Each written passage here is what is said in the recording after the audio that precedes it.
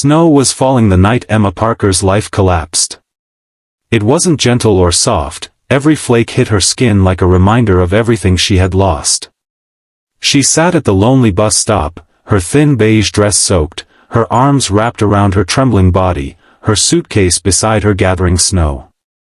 Behind her, the world moved on, headlights sweeping past, strangers hurrying home to warmth she no longer had. A few hours earlier, she had still believed she had a family. She had still believed she was loved. She had still believed she mattered. But now she sat alone in the freezing night, the words that had shattered her echoing mercilessly, "You're infertile. Useless. Get out. If you believe kindness still exists, and that everyone deserves second chances, please like, comment, share, and subscribe to the channel so more people can hear stories like this."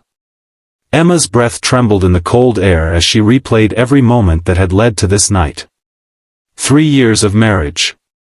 3 years of trying. 3 years of hearing her husband, Mark, go from patient, to irritated, to cruel. When the doctor gently explained that Emma had complications that made pregnancy very unlikely, she had cried in Mark's arms, believing they would face it together. But Mark had changed. Slowly at first, quiet resentment, sharp comments, long silences. Then came the accusations, the blame, the disgust. And tonight, when she came home from her shift at the cafe, she found her suitcase by the door and Mark's divorce papers on the table. No apology. No hesitation. No remorse. Just a cold, flat, "I already found someone who can give me a real family." The words gutted her in places she didn't know could bleed. She left because begging would only humiliate her further. She walked out into the storm with nowhere to go, her heart fractured, her future erased, and only one thought pounding in her head: what did I ever do to deserve this? Cars rushed by. None slowed. None noticed. She pulled her legs closer to her chest, trying to shield herself from the cold seeping through her dress. Her fingers were stiff and red. Her hair, damp with melting snow, clung to her face. She had no plan, only pain. The kind that swallowed a person whole.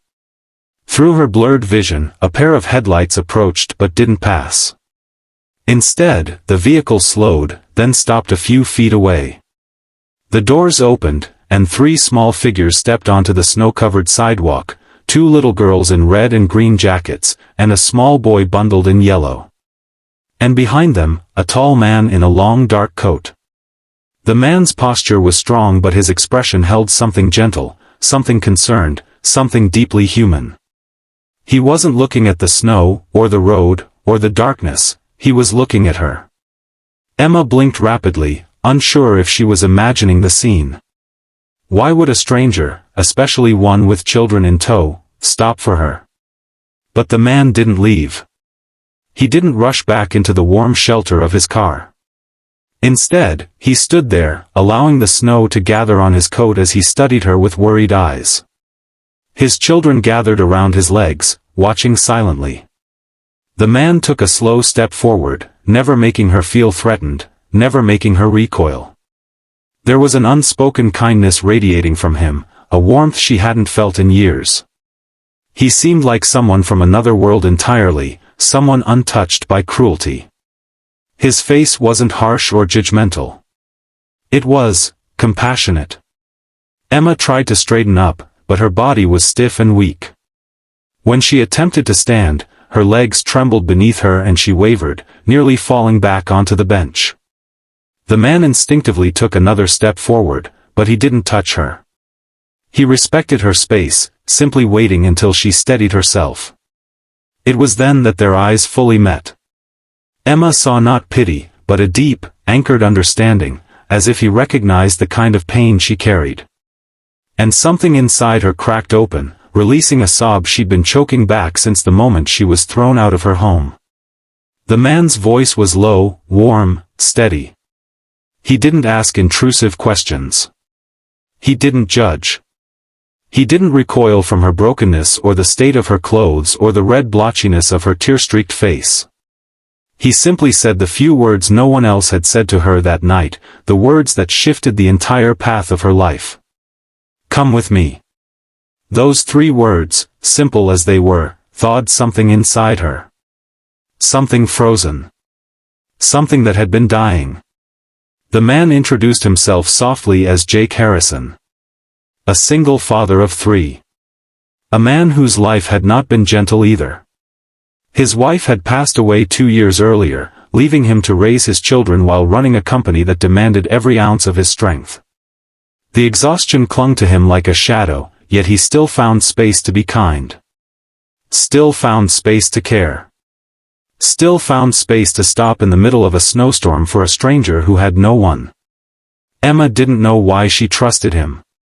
She didn't know why the sight of his children, their innocent eyes watching her with quiet curiosity, made her chest ache in the most unexpected way.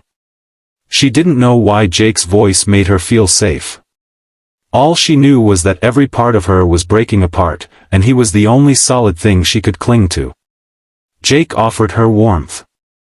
Offered her help. Offered her a chance to stand up again. Inside Jake's SUV, the warmth enveloped her instantly. The children whispered to each other, stealing glances at her.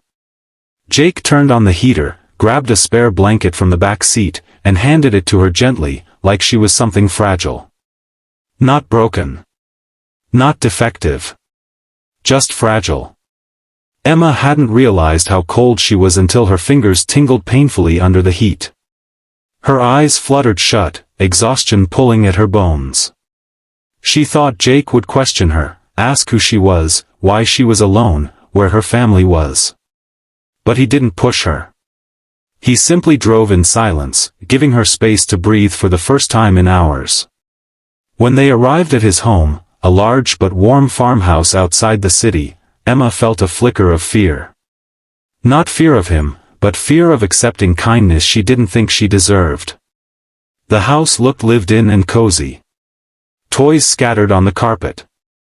Children's drawings taped to the fridge. A life full of chaos and love. As she stepped inside, the children ran ahead to remove their jackets, their laughter echoing softly through the hall. Jake asked if she wanted tea, but he didn't force her. He offered her clean clothes, his late wife's, still folded neatly in a drawer. Emma hesitated before accepting them, her throat tight. She changed slowly in the guest bathroom, her heart swelling with complicated emotions. Wearing someone else's clothes, standing in someone else's home, it felt surreal. Wrong, almost. Like she was intruding on a life she had no place in. But when she looked at her reflection in the mirror, wrapped in warmth, no longer trembling, she didn't look like a discarded, unwanted woman. She looked like someone who might one day be okay. Jake prepared a simple warm meal, soup and bread, and set it in front of her without fuss. Emma's hands trembled as she lifted the spoon, realizing she hadn't eaten since morning. The soup wasn't just hot, it felt like comfort. Like compassion. Like being seen. As she ate, Jake quietly tended to his children, answering questions, wiping noses, guiding them to bed. He didn't ask Emma to help, but she found herself standing anyway, offering to tuck in the youngest.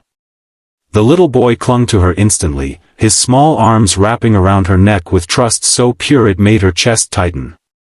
When the children were asleep, Jake returned to the kitchen where Emma washed dishes despite his gentle protest. It was the first time she felt useful since Mark's words shattered her. It wasn't until the house grew quiet that Jake finally asked the question she knew was coming: what happened?